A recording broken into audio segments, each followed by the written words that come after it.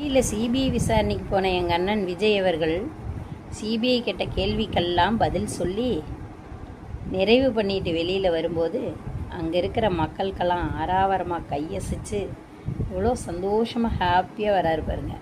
அந்த முகத்தை பார்க்குறக்கே அப்படியே மலர்ந்த மல்லிகை போல இருந்துச்சு. இப்படி பார்க்குறக்கே அடடடடட என்ன கண்கொள்ளா காட்சி.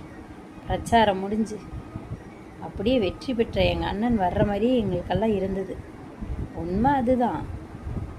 அவர் போய் சிபிஐ கேட்ட கேள்விக்கெல்லாம் பதில் சொல்லி நேரடியாக போய் பதில் சொல்லிட்டு வர்ற அவர் நல்லவரா?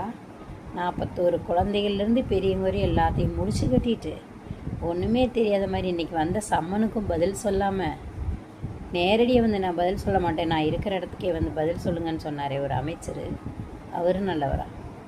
சொல்லுங்கள் மக்களே. விசில் சின்னத்திற்கே வாக்களியுங்கள். நமது சின்னம் விசில் சின்னம்.